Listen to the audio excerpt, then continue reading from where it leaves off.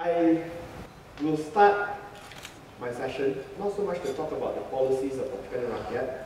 We have divided our scope a bit between the three speakers, such as Rafizi will introduce the details of some of our manifesto policies, many of which you have read in the manifesto documents. But I will start by looking at some of the overall questions that people are asking if Pakatan can afford some of the things that we claim that we want to implement. That is the biggest line of attack coming from our political opponents, telling you that if Pakatan were to implement its policies, the country will go bankrupt. And the way they are painting the country's economy as at this stage is like we are in desperate times. The country has no money. We have to cut subsidies, we have to cut expenditures, our revenues are falling, and anything worse, our deficits will continue to increase, our debts are piling up, and Malaysia, as mentioned by Datuk Sri Jaya from the Prime Minister's Department, may become bankrupt in 2019.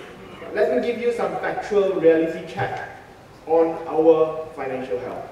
Actually, if you are looking at how well our government revenues are doing, it is fantastic. It is the envy of nations. Our government revenue has increased over the past 10 years from 93 billion ringgit to 209 billion ringgit projected this year. How come increase so much, but we are still screaming not enough money? These are from government budget numbers. And most of you are fund managers, you know how to take these numbers out. How is it that our numbers have gone up 125% and our government is screaming tak cukup duit? How did that happen?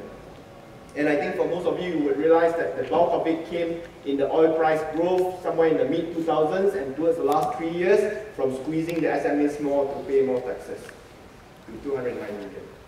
But with revenue increasing so much, 125%, look at our debts. It's accelerating.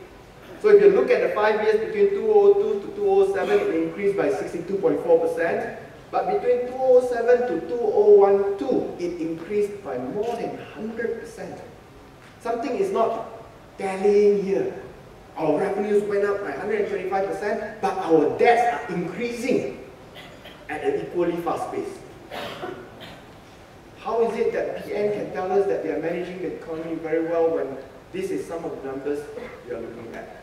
And this is the gross debt numbers. What is more worrying on our future expenditure is when this debt becomes serviceable, which means that most of the bonds that government takes are 3-year bonds, 5-year bonds, 10-year bonds. And when 3 years comes up, you start having to pay up these bonds or you have to restructure these bonds.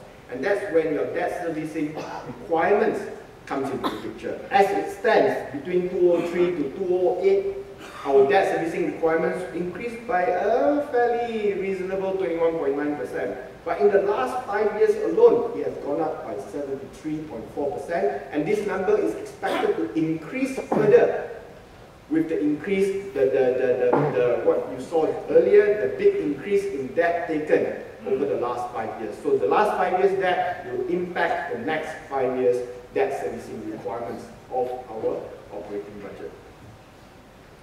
And the worst thing is, yes, okay, you have incurred deficit every single year despite record revenues.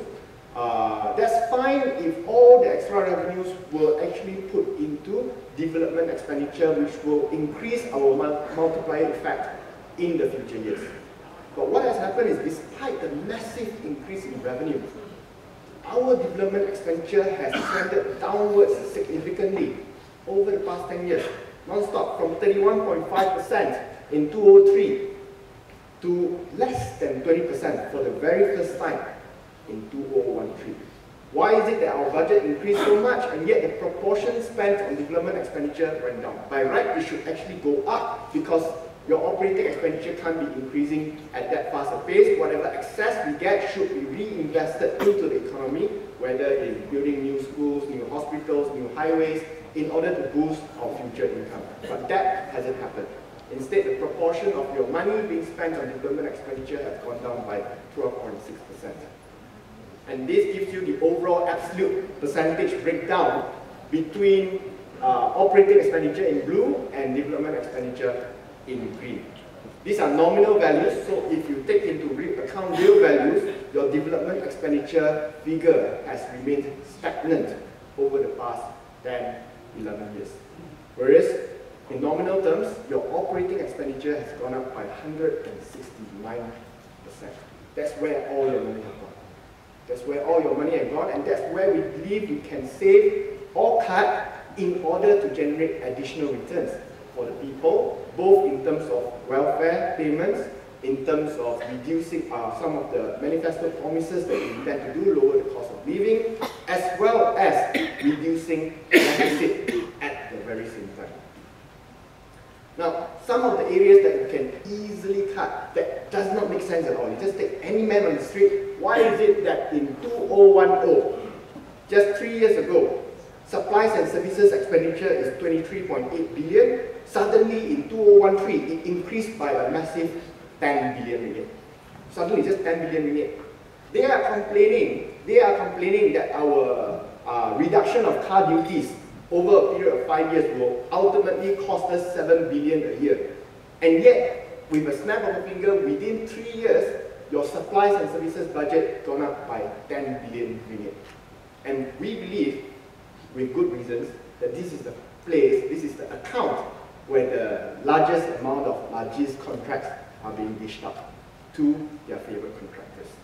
Grants to statutory bodies, I won't go into detail here, but you can see a 29.2% increase. And stat bodies is the other area where a lot of savings can be gained, because there are a lot of statutory bodies created. When you look at the budget document, you're not even sure what these bodies are for, except to set up institutions for some peniaga kecil Sungai Pelik, to do some cooperatives or something like that for some of the people there. And if you look at accounts, they are always in deficit, they never generate a return. They are essentially vehicles to hand out to certain people in certain areas.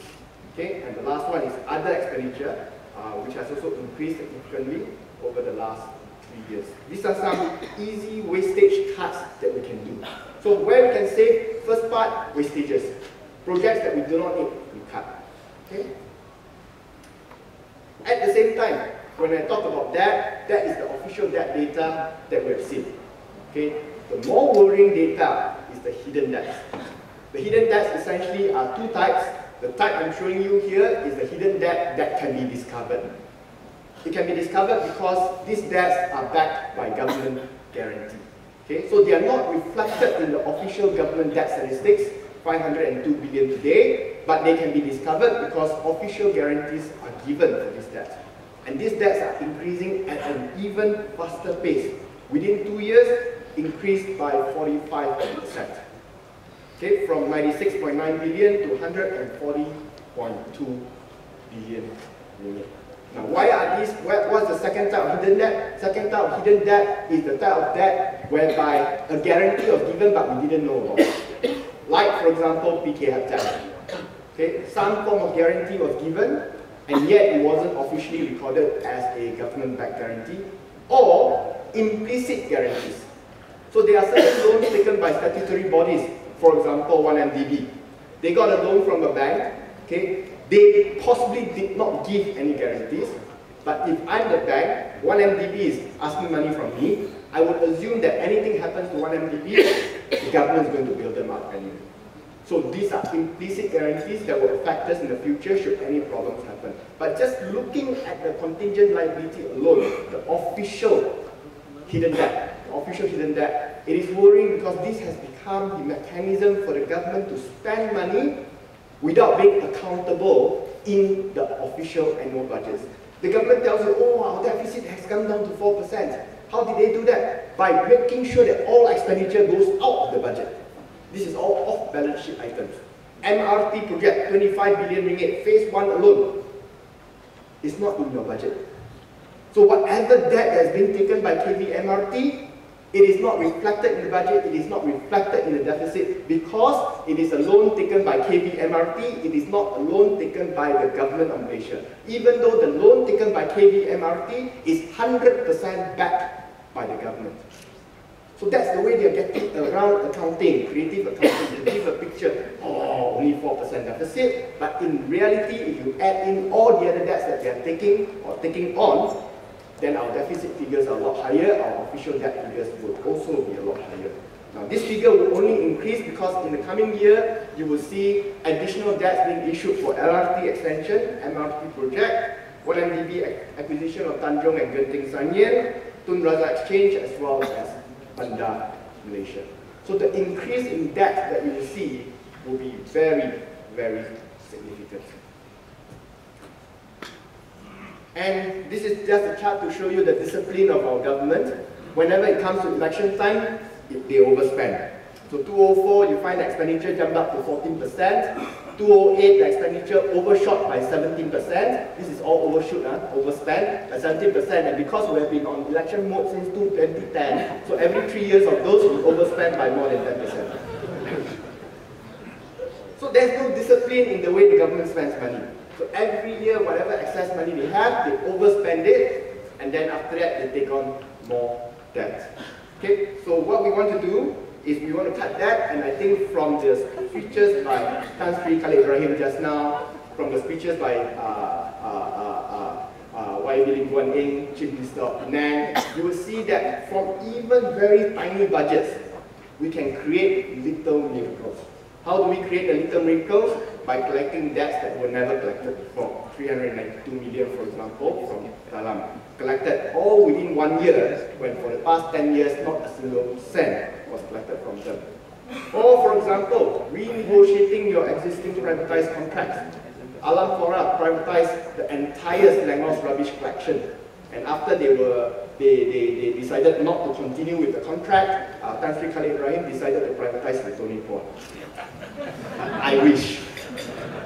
He didn't even do an open contract for the entire, open tender for the entire Selangor. He did open tenders for individual local councils because he believed that, and we believe that, rubbish collection need not be aggregated to one single supplier. It can be multiple small suppliers and you will have no efficiency loss as a result. And because of this open tender exercise, every year, Selangor State Government saves more than 80 million.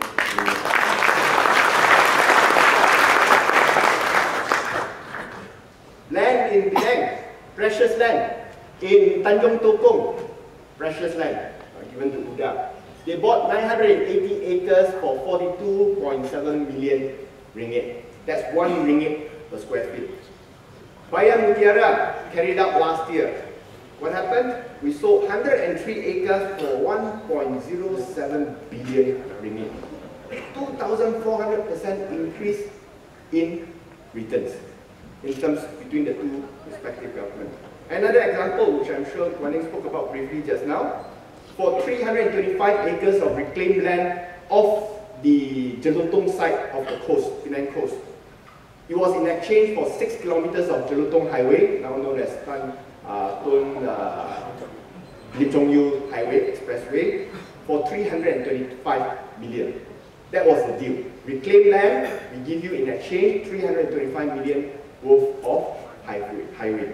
And what we are doing now in Penang, unprecedented in Malaysian history, where a state government can undertake a mega multi-million project without a single cent of funding from the federal government, where we exchange 110 acres of land for 21 kilometers of road and highways, as well as 6.5 kilometers of undersea tunnel worth 6.5 billion.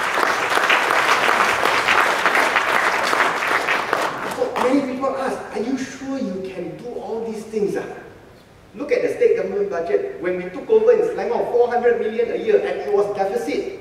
Today we are spending 1.1 billion ringgit and we have 138 million ringgit surplus. Where did the money come from? How did we earn this money? Actually, we didn't earn this money. The money was always there, except before 2008, it was hidden somewhere else in other people's pockets. So what we have done over the last 5 years is we have uncovered the cash that was hidden and made those available to the state government for spending on infrastructure and on the people of the states of Penang, Selangor, and all the other Pakatan states. So these are some examples of how finances can actually be transformed in the respective states, and we are talking about tiny states with tiny budgets. Penang budget 1.1 billion today, it was only 400 million before. Selangor budget 1.1 billion before, it's today's 1.6 billion. We have surplus today, it was more or less balanced or small deficit before.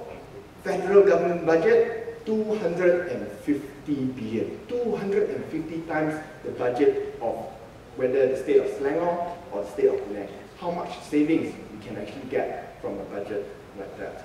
Okay, I'll just very quickly go through a simple highway case study. A lot of people are worried about buying back the highways. Will it bankrupt us because it costs too much?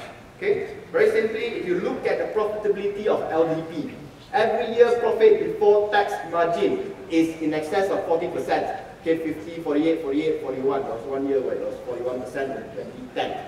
Okay, and profit before tax of 120, 140 million a year. These are guaranteed profits because it's a concession. The cars are not going to run away. Every year they definitely make this money. The type of returns they are talking about is approximately 40 to 50%. Plus highway, exactly the same. Plus highway, if you look at the numbers, it is above 50% after tax. Above 50%. Now why should we make our people continue to suffer this type of toll for the next 30 years? To profit who? Profit the concessionaires. So we have to look at ways to take this, end this. Now, the way Barisan Nasional look at it is, to end it, we have to compensate the concessionaires for the next 20, 30 years of profits. If we have to compensate them for the next 20, 30 years of profit, we might as well let them continue collecting for the next 20, 30 years. Why pay them upfront the profits? So what we did, we looked at the contract, and thankfully this was disclosed sometime 2-3 years ago. I personally went to look at the contracts together with Chichang and the rest of the team, and we discovered that actually to buy back the highway, specified in the clause of the agreement, you just need to pay back the value of construction works. Okay, value of construction works plus a return of 12% on any amount invested or loaned to the concession by the concessionaire, by the shareholder of the concessionaire. So minimum 12% return, as mentioned by Tan Sri Khalid just now, and net of any dividends or interest received by the shareholders. That means if they have really collected their profits, more than 12%, we don't have to top up for this portion. So for the LDP example, if you look at 1.327 billion, outstanding bonds 800 million, shareholders paid up capital 500 million, 12% per annum. Over this period of time, what do we have to pay to buy back LDP? 529 million only. You are telling us that the federal government cannot afford 529 million to take back one highway. We can. We can. 250 billion ringgit budget a year, and if you, that's even if you pay 529 million cash upfront. We can always take up a loan and stagger the payments, and we can reduce toll progressively, or we can end it immediately. Those options will be weighed at a later stage. So it can be done. You don't have to pay multi-billion to buy back. Okay? So these are clear-cut cases where we are able to generate returns to the people without costing an arm or a leg. The federal government tells us to take back these highways, it will cost us in excess of 100 billion ringgit. It's nonsense because it will cost us in excess of 100 billion ringgit only if we pay the concessionaires future profits. We don't have to do that. I'd just like to end, just to recap something that Tan Sri Khalid said just now about the water concessionaire. The water concessionaire, we have offered to buy back these companies. They also have the same expropriation clause. And by the agreement of the expropriation clause, all we need to do is to pay back the net asset value of the concessionaires. Okay, that means whatever the company is worth, the cost of construction, less any amount of payments that the government has made to them. And that's actually very little. It's very little, and the shareholders would not accept, especially for Shabas and Puchat Niaga, because their loan value is bigger than their net asset value. So if I buy only with their net asset value, they can't even use that money to pay off their loans. The shareholders have to fork out more. Why is it that their loan value is bigger than their net asset value? Because they collected all their cash by securitizing all their future cash flow for the next 30 years. So they brought forward all their profits to today, issued it out some in terms of dividends, some in terms of other projects and spending, and they have a big liability relative to their net asset value. So it will never happen. I objected in a meeting, answering you recall, when we sit in a panel meeting. Why should we pay their bonds? It's their problem, they have taken their money, they have to pay counting their own bonds. Why ask us to pay their bonds? The reason and rationale is very simple. If your house is worth 1 million ringgit, you took a 2 million ringgit loan for the house. Should I pay you 1 million ringgit for the house, or should I pay you 3 million to buy the house?